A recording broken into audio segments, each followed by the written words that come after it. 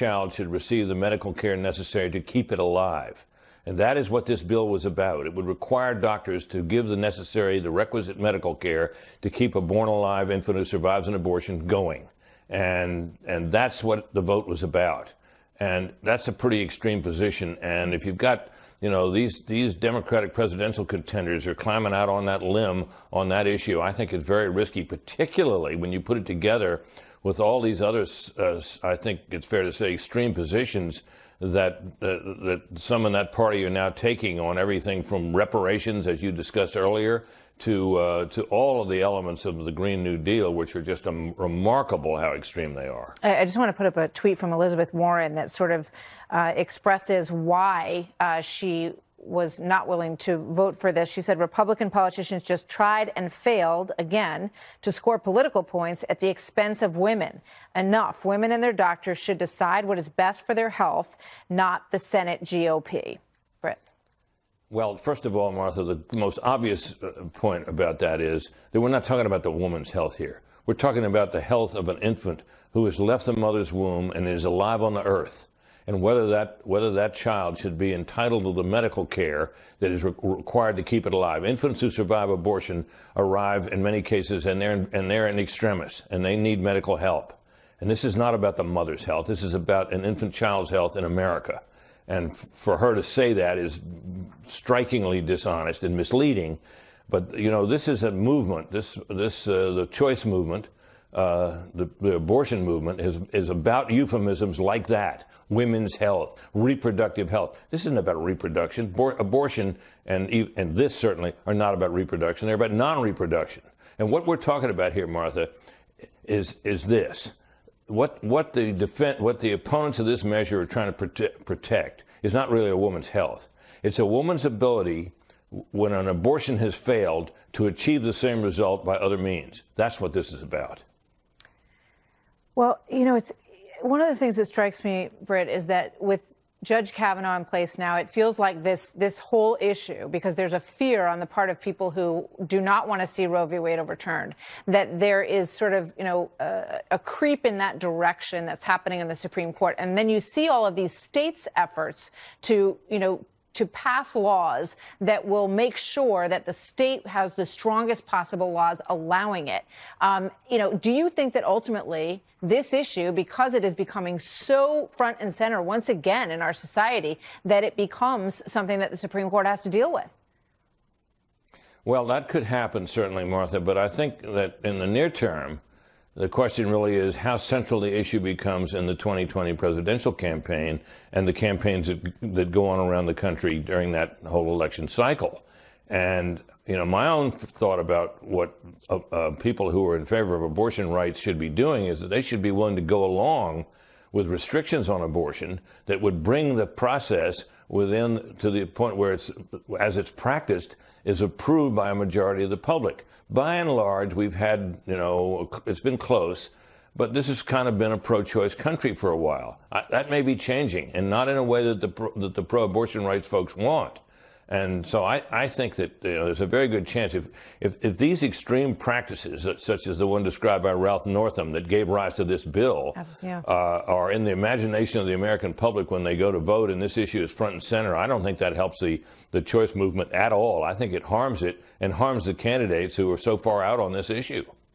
We will see. I just want to put up this one poll that we showed. This is a Marist poll that shows the movement towards pro-life, 38% in January, 47% now. And it backs up the point that you're making, Britt, which is that the discussion of this that began with Governor Northam, and at least in this chapter, may be moving the needle on this. Britt Hume, thank you very much, sir. Always good to see you. You bet, Martha. Thank you. So that is the story on this Monday night. Let us know what you think about tonight's show. Email us your thoughts at foxnews.com. Be sure to let us know what city you're writing from. We will see you back here tomorrow night at 7 o'clock with more of the story as it develops. Good night, everybody. Tucker's next.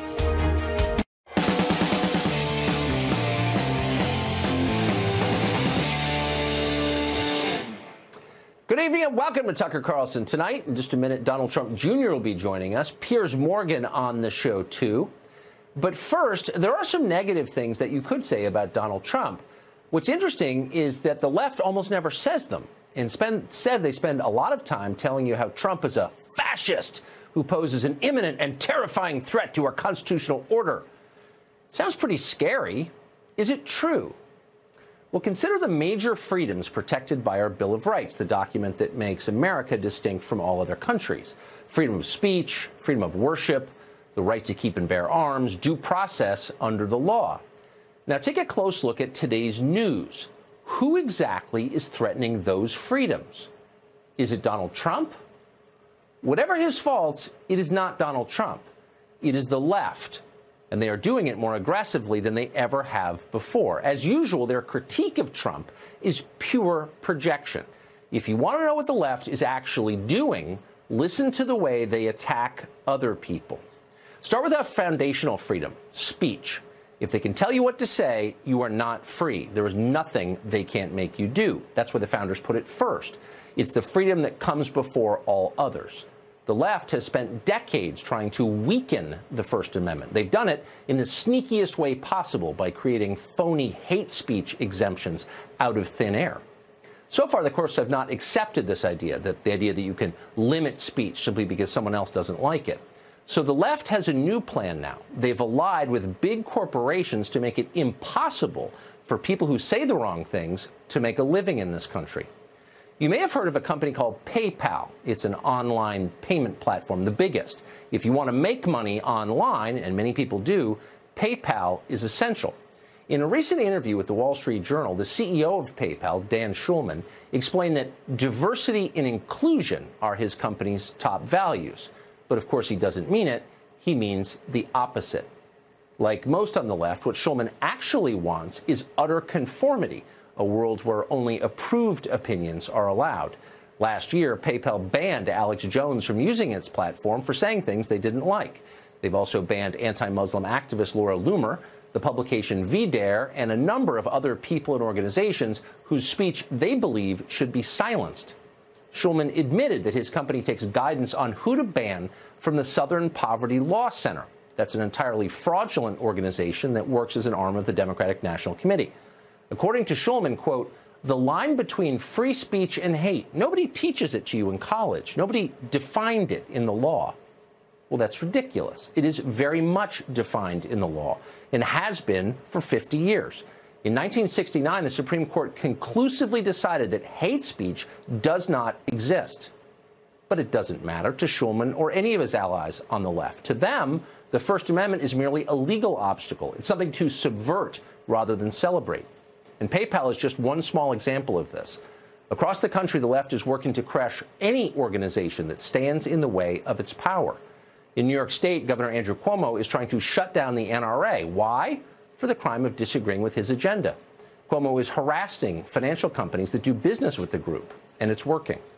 The media celebrate this, just as they celebrate the endless attacks on Fox News. They're entire nonprofits whose only purpose is to close the network you are now watching. They are tireless and they are well-funded.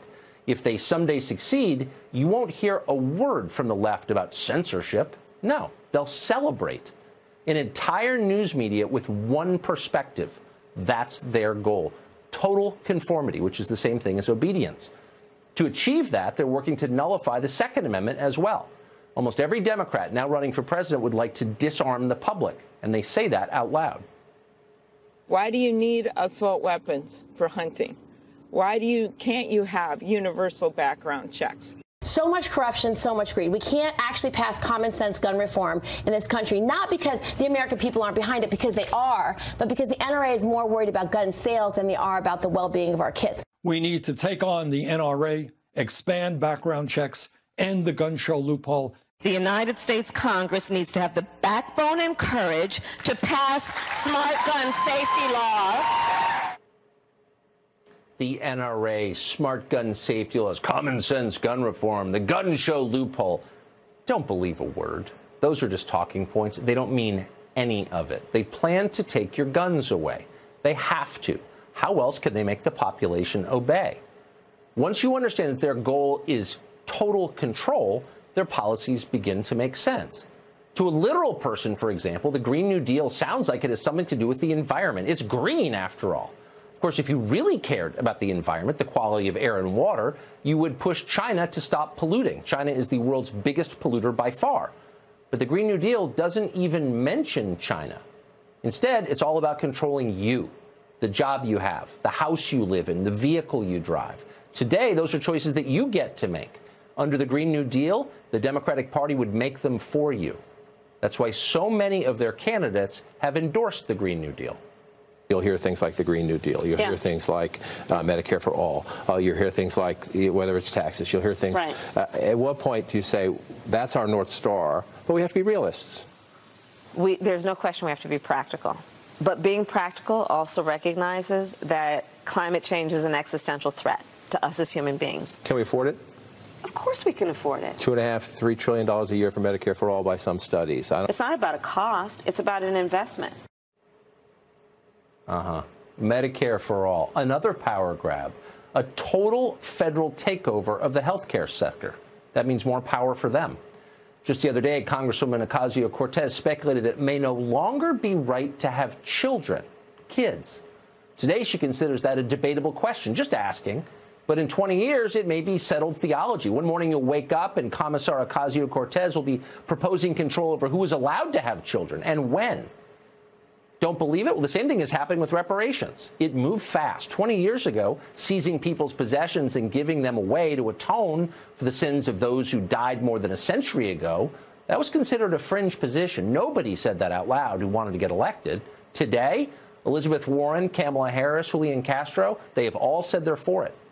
At this pace, we'll be knocking down statues of Barack Obama someday soon for the crime of opposing reparations. This all sound a little paranoid? Okay, do this. Find a big city newspaper from just 10 years ago. Read the whole thing. Then compare it to this morning's Washington Post. How far has the left moved in just a decade? A long way. And the pace is quickening. Fascism? Yep, it's a threat, and it's not coming from the White House. Donald Trump Jr. joins us live tonight. Don, thanks very much for coming on. Do you think, you talk to a lot of Republicans in Washington, do you think they understand the threat of woke capitalism, the alliance between the activist left and big business that is shutting down speech? You know, I think they're starting to get it. I think they're starting to see it. I mean, that's why I've tried to utilize my platform. I did an op-ed in Real Clear Politics the other day because I see it from so many real Americans, just guys that are Second Amendment accounts, people that follow me, like my politics, whatever it is, and they're reaching out to me when I made a big deal of this, saying, wow, it's happening to me too, but I have a platform to actually do something about it. There are guys, Kevin McCarthy's been pretty vocal about it, but the reality is that nothing has changed.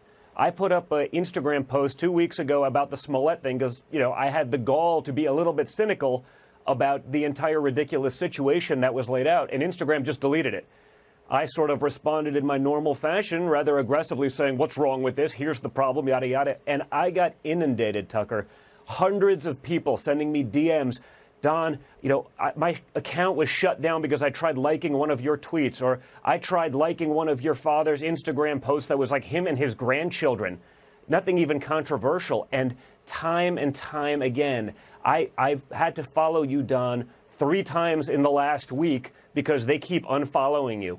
It's really sad, and it's happening. And the excuse that, well, it's spam-like behavior. No, spam-like behavior is not making Instagram unfollow people who want to follow my content and other conservatives. So free speech doesn't mean anything if people can't hear you speak. And this alliance between the activist left and big corporations is preventing people from being heard. So it is, in effect, an attack on free speech. The media 100%. benefits from our freedom of speech.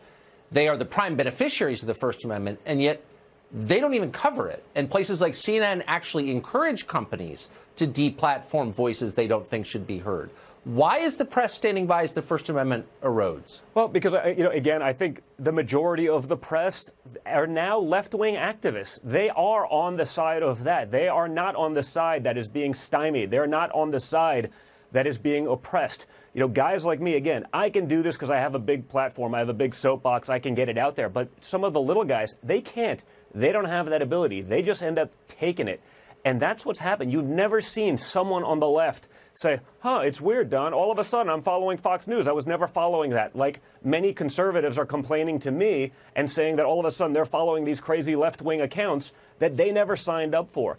This is happening. It's a one-way, systematic attack on free speech. And to me, it reads like it's a trial run for 2020. How are we going to do it? I'm not saying that every account is suppressed, but you do it enough. You take off X% of the top. You cut the message in half. You get rid of some of the viral nature of what my father, frankly, did very well in 2016. He played monkey in the middle with the media and what they tried to do with messaging. He went right to his people. He went right to the people with his message. He didn't allow them to manipulate it. He went right over them.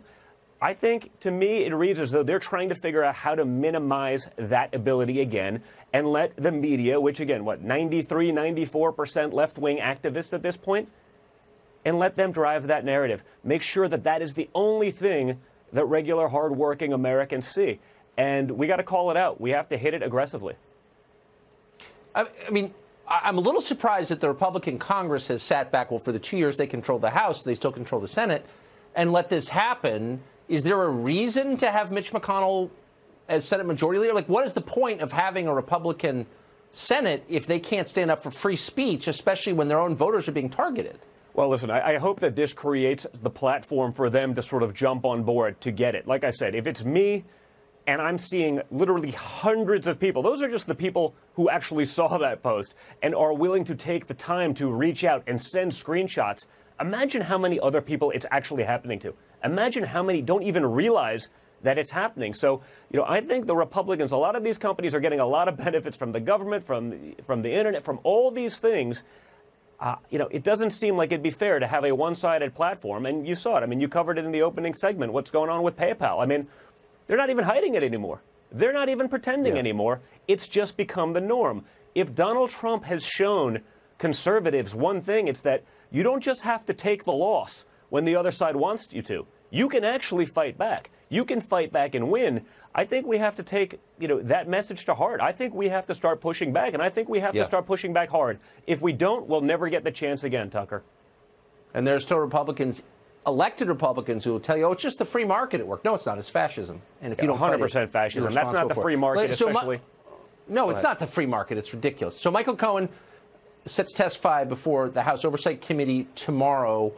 You haven't heard his testimony. Obviously, you've read stories about what he may say or not. What's your take on it from what you know? Honestly, my take is, I have my father. I know he's in Vietnam right now trying to negotiate nuclear peace settlements with North Korea after 60 years of failed attempts trying to end the war, trying to end nuclear proliferation on the Korean Peninsula.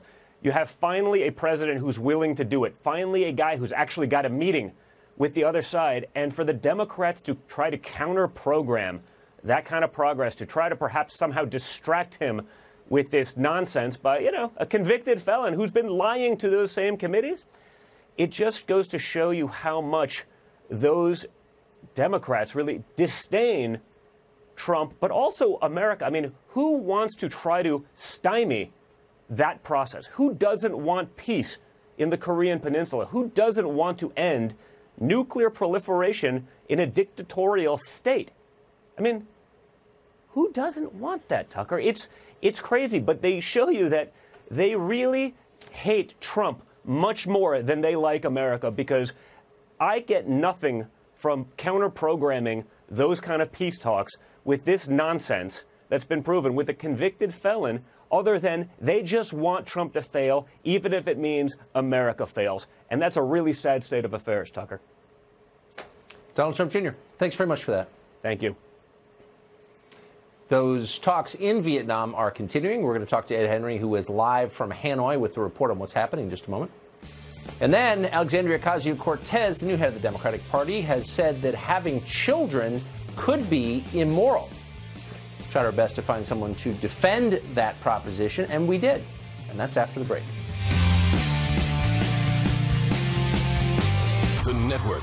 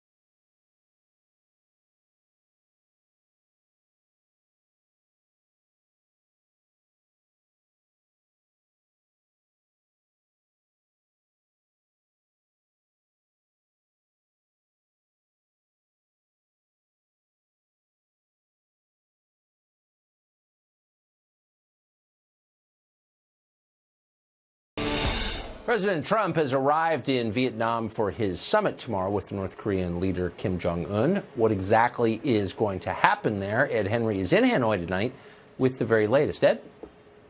Tucker, great to see you. It is game on here in Hanoi now. The president is about to kick off all of this in a couple of hours, first with some meetings expected to yield an important trade deal between the U.S. and Vietnam. He's sitting down with Vietnamese officials. The president, who arrived aboard Air Force One about 12 hours ago, could be shrewdly using that trade deal as another reminder to Kim Jong-un about the thriving markets here in Vietnam and the potential for North Korea and the fact that they could get in on the action to rebuild their own shattered economy. But first, Chairman Kim, who arrived before the president aboard his armored train, is going to have to move toward denuclearization. That's the position for President Trump in order to get the U.S. to remove sanctions that have been throttling the North Korean economy. Now, to give you a sense of the excitement here on the ground before the summit kicks off, there were crowds of Vietnamese people lining the streets when President Trump came from the airport to his hotel where we are now. They were all just trying to get a glimpse of the president. I went out and spoke to some of those people on the streets, and they said they are, of course, weary of war here in Vietnam. They went through it for so long, so they are actually optimistic about the prospects of President Trump forging some peace. That is interesting to me here on the ground because it's a sharp contrast to some of the media, Democrats in Congress back home who have been talking down the possibility of a deal, Tucker. In fact, I went to this barber shop where the barber is offering free haircuts. You can either pick a Donald Trump cut, looks a little bit like the president, a little interesting color to it, or a Chairman Kim haircut. You can imagine what that looks like. I thought it was just a goof, but I asked the owner of the barbershop, why'd you do this? And he told me, looked me in the eyes and said, my family was so impacted by the war here. I want to see the president and the chairman get peace. So the people here in Vietnam seem to get what this is all about, Tucker. What a choice. Ed Henry, live from Vietnam. Great to see you. Good to see you, Pop. Well, the left has long had a fraught relationship and sometimes a hostile posture with nuclear families. They are a rival to the power of the state, the main rival. But they weren't always overt about it. Now they are. Just days ago, Congresswoman Alexandria Ocasio-Cortez said that due to environmental concerns, it could be immoral to have children. Our planet is going to face disaster if we don't turn the ship around. And so it's basically like there's scientific consensus that the lives of children are going to be very difficult. And it does lead, I think, young people to have a legitimate question. You know, is it okay to still have children? Ethan Behrman is a radio show host in the state of California, and he joins us tonight. Ethan, great to see you. Hi, Tucker. Thanks for having me on. What I find so interesting about this is the one country, big country in the world that's made an aggressive effort to limit the number of children born is China, which had a one-child policy, of course, for decades. China also, maybe not coincidentally, has the lowest environmental standards in the developed world. It's the world's largest polluter. So it's not obvious that having fewer kids makes you cleaner. And if it is, then what about China? Yeah, well, China is just one example. What about Japan across the sea?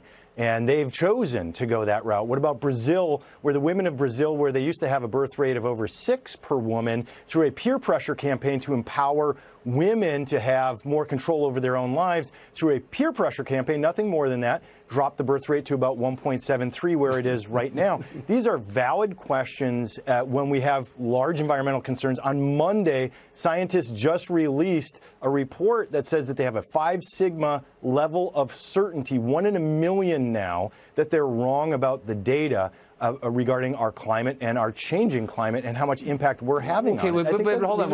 Okay, but hold on. But there is no certainty about how to fix it. Okay, so let's not pretend there's a consensus on that, because there isn't, as you know.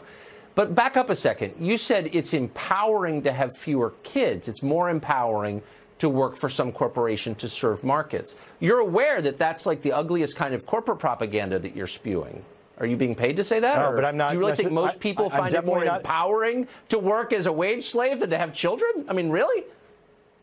No, I'm pro-entrepreneur, and so women starting their own businesses, women being in charge of their own lives, choosing to start a business. You're pro-entrepreneur. I'm pro-entrepreneur. I am not a No, corporatist I'm by actually any stretch. pro-children. I'm not pro-entrepreneur. Entrepreneurs are fine. What I'm really for is kids and families and loving relationships between people who are related. The oldest unit in humanity is the family. That's what I'm for. What I'm not for is telling women that you're somehow liberated to work a wage job over having children, because that's a lie. And the only people who benefit from that are the people who are getting rich from the global economy. It's a lie. And it's just weird to hear a liberal repeat that lie.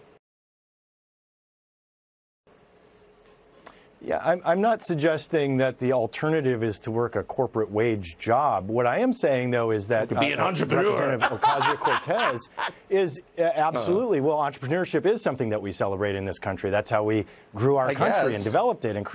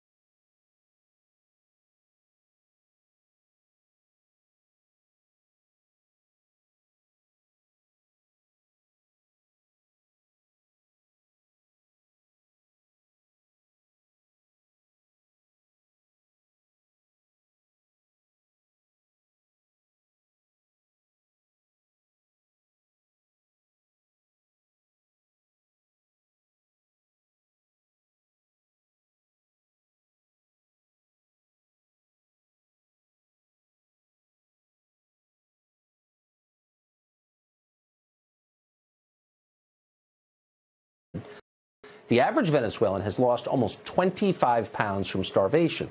In a word, a disaster. But it could get even worse for Venezuelans and for us here in the United States. The U.S. has just imposed new sanctions on Venezuela. Some lawmakers are now cheering on the idea of regime change there. Sound familiar? Recently, one Republican senator tweeted out 2 photographs of former Libyan dictator Muammar Gaddafi. The first showed Gaddafi smiling. The second showed him covered in dirt and blood shortly before being tortured, sodomized, and killed. The point was clear.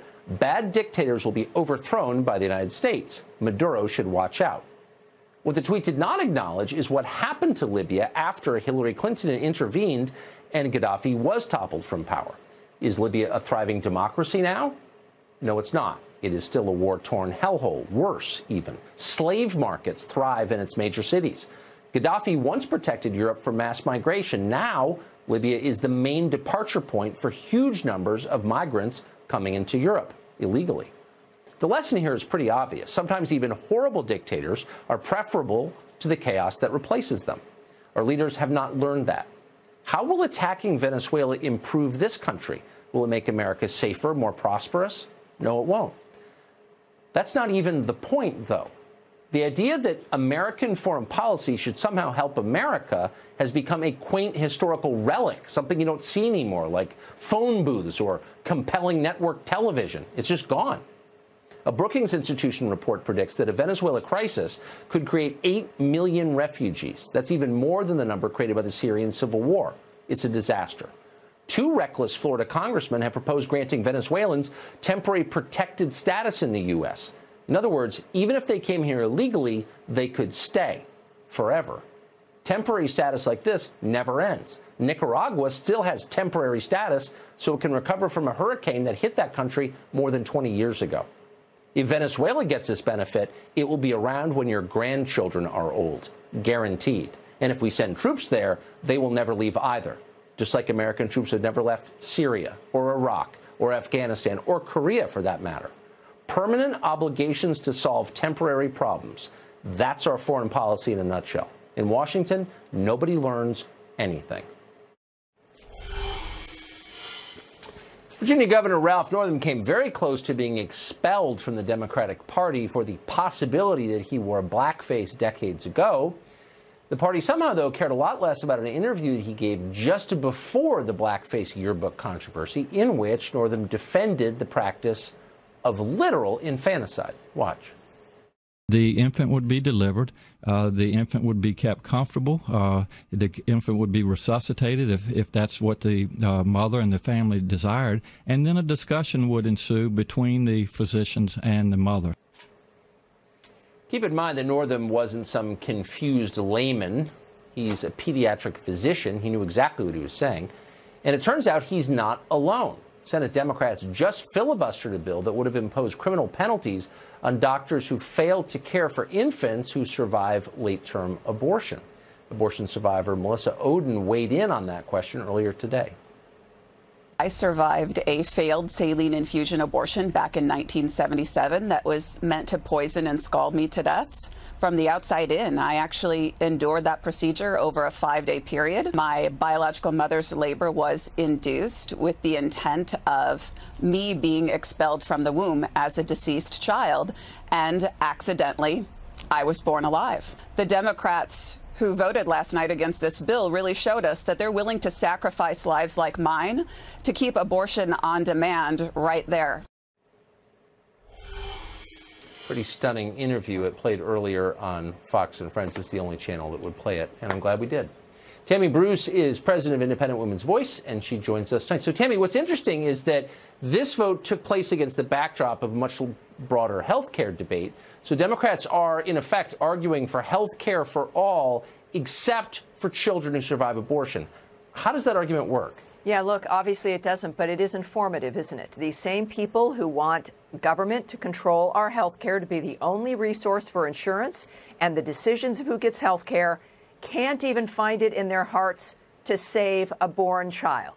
That's who now say that they are the ones who are superior to us, who should decide all of our health care. That's on one point.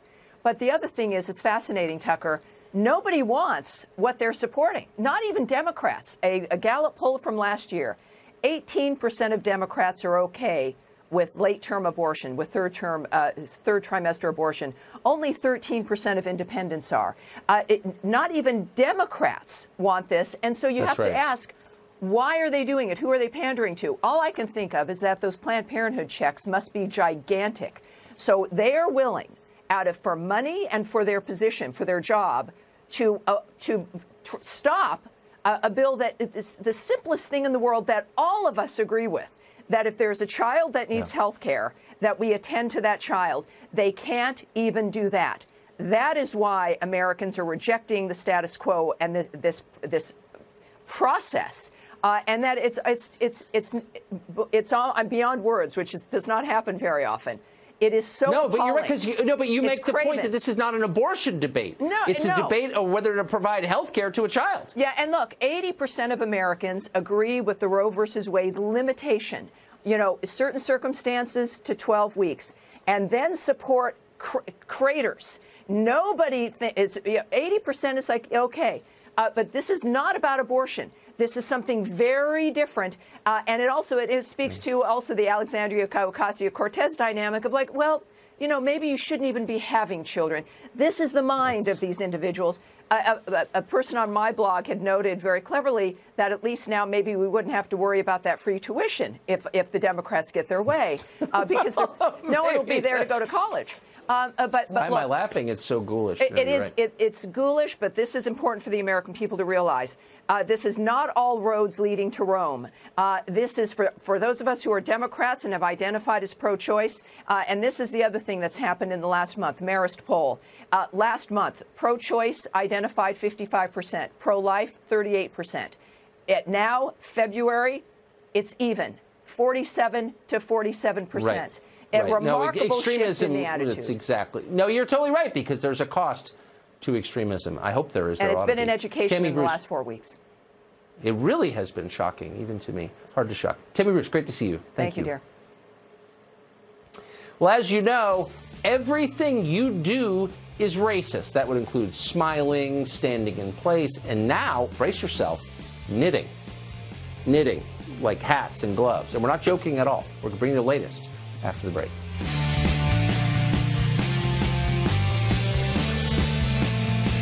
We're doing karaoke later, and you're gonna sing.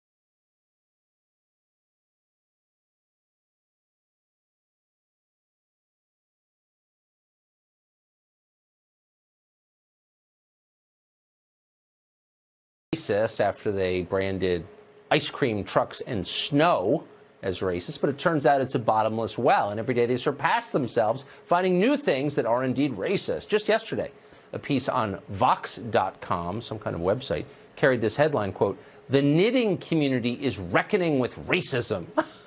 For evidence, the author of the piece, Jaya Saxena, pointed to the cost of the hobby and a prominent knitter being excited to visit India on vacation. That's very racist, apparently. We contacted Saxena, first to make sure this was serious and not a joke, and second, we wanted to know how to fix the problem. Do we need a new government agency, yarn subsidies for community of color? Sadly, she's not yet responded to our request. She's obviously welcome on the show anytime she's free. In the meantime, Robbie Suave is associate editor at Reason, author of the book Panic Attack, Young Radicals in the Age of Trump. He joins us tonight. Robbie, it's great to see you. Were you as surprised as we were to learn that racism in America is so bad that those old ladies with knitting needles you see on the bus, they're bigots? You know, it's because of that tendency that is unfortunately so common, I think, on college campuses these days to find something else to be furious about, even if it strikes absolutely everyone else as completely ridiculous. I mean, this knitting blogger, right, who had said the purportedly offensive comment about visiting India, I bet you could not find a single Indian person who lives in India who would be offended by that. This is only something that affects. It's totally right? true.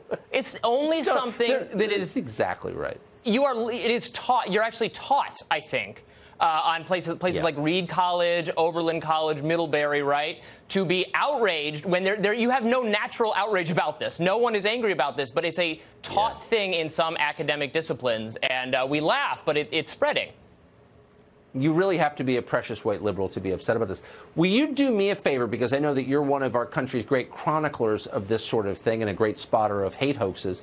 Will you keep these pieces for future generations as we look back? I'll probably be dead by then, but our children look back and say, you know, what happened to America in 2019? You will have the evidence to show them just how crazy we are, what mass hysteria looks like. I will preserve the knitting needles for the blood-stained, racism-soaked knitting needles for future generations to remember the strife we went through at this frustrating period in time. Well, they just make it stop. Too many gloves and hats and socks. Stop. Afghans. Throw pillows. Oh. Robbie Suave, great to see you, as always. My pleasure. An illegal immigrant has been arrested after assaulting a man for wearing a Make America Great hat. Roseanne Santos flew into a rage when she saw the man with the hat at a restaurant. Her attack was caught on video. Here it is. See this right here? This is the problem. Ignorant people like this. I'm just trying to sit here and eat a nice meal. Look at it. Yeah, you see this? You see this? People like that. That's the problem. She just tried to grab my hand in front of 4 officers. Not smart. There she is. They're getting cuffed. Have a nice night in the cell, Rosie.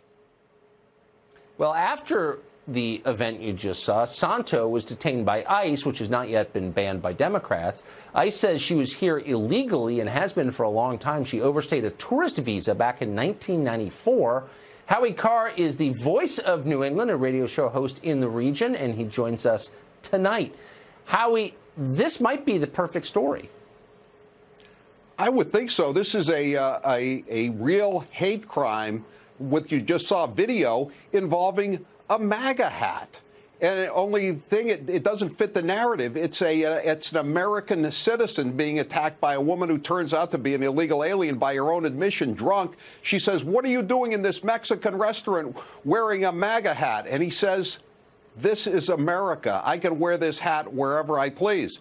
You know, Tucker, you would think this has all the elements. So I texted him tonight. His name is Brighton Turner. He was preparing for the hoisting exam. You know, he's in the trades. He's he has calluses on his hands. I guess that was really triggering the illegal alien, all this stuff. Not just the MAGA hat. And I said, so I guess you'll be on with Robin Roberts tomorrow on GMA, and then you'll go on with Brooke Baldwin, and she could say, "This is America 2019. And, you know, Kamala Harris and Cory Booker, are they comparing this to a lynching? And, you know, the old country song, you know, when the phone didn't ring? He knew it was CNN, MSNBC, Good Morning America, NBC. Nobody called him. Nobody called him, Tucker, except for one group nationally. Well, two groups if you include my radio show. Fox and Friends wants him on. Nobody else called him all day long. Yeah, so this is self-serving, but I got to be honest. If they got rid of the few independent voices in media, and we're one and you are one, it would just be, a chorus singing the same tune, and that's what they want. Trust me. Yeah, thank you very much. Thank you, Sorry, Tucker. we're too much insanity. We got to go, but it's great to see you. Up next, something that we never thought we'd say, but it's happened very fast, and now it's real. Transgender athletes are becoming dominant in women's sports. Is this a good thing for girls? Piers Morgan after the break.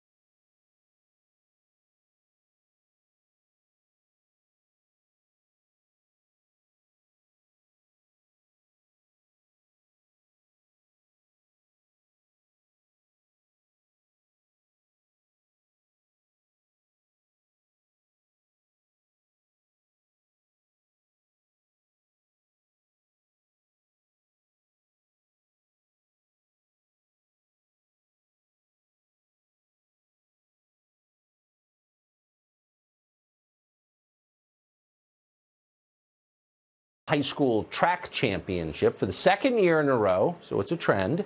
In the women's events, the standout performers were two biological males. Drea Yearwood says even as a child, she identified as a girl. Yearwood is a sophomore at Cromwell High School. Born a boy, she's now transitioning and runs track and field on the girls' team. She and Bulkley High School sophomore Terry Miller swept the competition at the girls' track and field state championships last week. Miller is also transgender.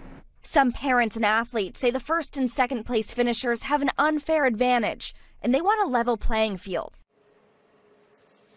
This is an increasingly common story. The U.S. has long been a global leader in giving sporting opportunities to women, but now biological males are increasingly intruding on that space. Some women object, but those who say so out loud find themselves punished. Even tennis legend Martina Navratilova has been. She was just kicked out of a gay rights group for objecting to the transgender takeover of women's sports. Lesbian activist Julia Beck suffered a similar fate, as she described on this show recently. In many states, men can legally identify themselves as female and gain access to women's single-sex spaces. And sports is just one institution where men are taking titles, scholarships, and this is a problem. Many women like myself have been pushed out of spaces that we built, spaces that are intended to include us, simply because we acknowledge biological reality.